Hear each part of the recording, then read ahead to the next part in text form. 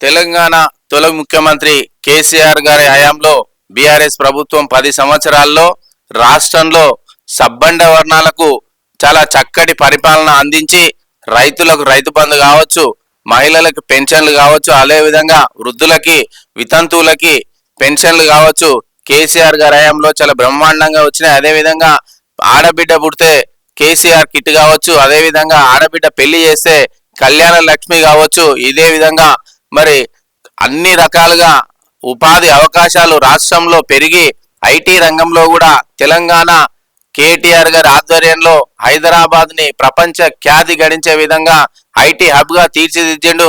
అదే విధంగా రాష్ట్రంలో ఉండే ప్రతి పేద వర్గానికి కూడా కేసీఆర్ హయాంలో సంక్షేమ పథకాలన్నీ కూడా అందినాయి. కానీ గడిచినటువంటి 2 సంవత్సరాల కాలంలో కాంగ్రెస్ ప్రభుత్వంలో ప్రతి పల్లెలో కూడా రైతులంతా బాధపడుతూ ఉన్నారు. రుణమాఫీ పేరు చెప్పి సగం సగం చేసి మోసం చేసిరు. అదే విధంగా రైతు బంధు పెంచి 15,000 ఇస్తామని రైతు బంధు ఎగబెట్టిండు.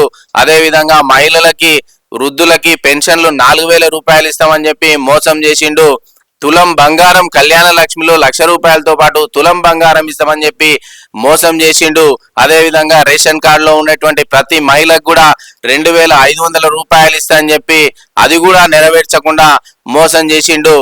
విద్యార్థులకు నిరుద్యోగులకు 2 లక్షల ఉద్యోగాలు ఒకటే సంవత్సరంలో ఇస్తానే ఇప్పటికీ కనీసం 10,000 ఉద్యోగాలు కూడా ఇవ్వకుండా యువతను మోసం చేసినటువంటి ప్రభుత్వం ఈ కాంగ్రెస్ ప్రభుత్వం.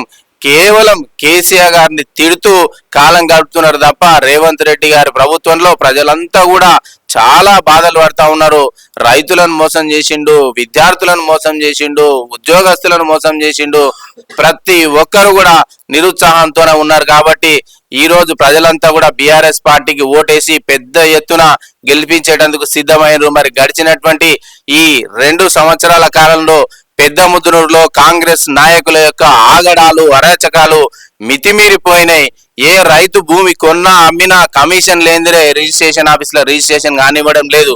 అదే విధంగా ప్రభుత్వ ప్లాట్లని డబ్బులకి అమ్ముకుంటా ఉన్నారు. గతంలో ఏ సర్పంచ్ కూడా ఇన్ని సంవత్సరాల కాలంలో ఏ సర్పంచ్ కూడా ప్లాట్లను అమ్ముకోలేదు. కానీ వీళ్ళ హయాంలో ప్రభుత్వ ప్లాట్లను అమ్ముకుంటా ఉన్నారు.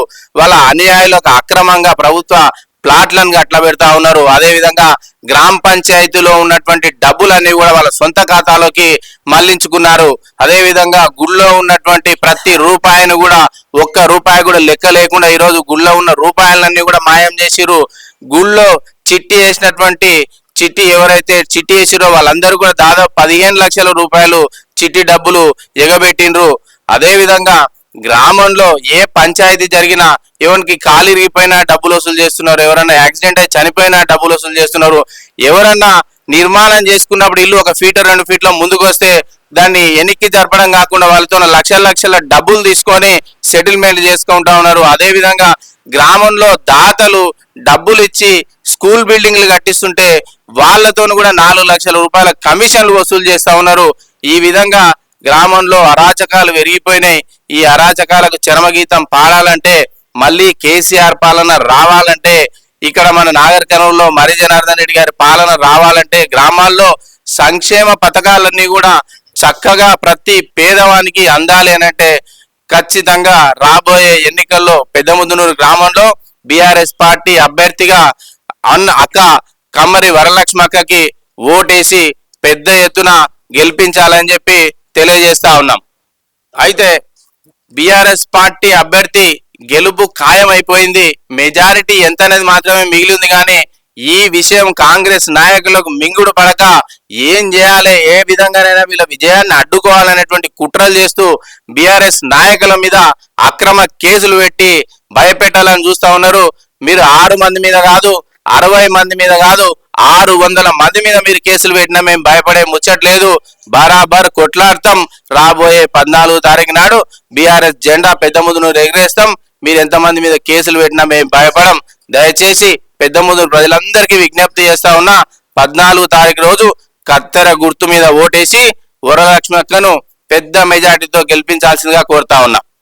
అదే విధంగా గ్రామంలో కాంగ్రెస్ నాయకులు ఓటర్లని భయభ్రాంతులకు గురి చేసి భయపెట్టి ఓట్లు వేయించుకోవాలని చెప్పి బీఆర్ఎస్ పార్టీ ఎంబడి ఎవరు తిరిగినా వాళ్ళని భయపెడతా ఉన్నారు. అదే విధంగా గ్రామంలో కేసీఆర్ గారి హయాంలో డబుల్ బెడ్రూమ్లు ఇస్తే వాళ్ళ దగ్గరికి వెళ్ళి మీరు మాకు ఓటేయకపోతే హైడ్రా రీతిలో పెద్ద ముదునూరులో కూడా డబుల్ బెడ్రూమ్ అన్ని కూడా నేలమట్టం చేస్తామని చెప్పి వాళ్ళను భయభ్రాంతులకు గురి చేస్తా ఉన్నారు. అదేవిధంగా పొలాలకు వెళ్లే రైతులను మీ పొలాలకు వెళ్ళనీయమని, ప్రభుత్వ స్కీములు ఏమైనా ఉంటే అవన్నీ రానియమని, రాబోయే కాలంలో ఏ ఒక్కరు కూడా గ్రామంలో స్వేచ్ఛగా తిరగలేరు, మాకు ఓటేయకపోతే మేము ఓడిపోతే మీ అంతు చూస్తామని చెప్పి ప్రజలంతా కూడా భయభ్రాంతులకు గురి చేస్తా ఉన్నారు.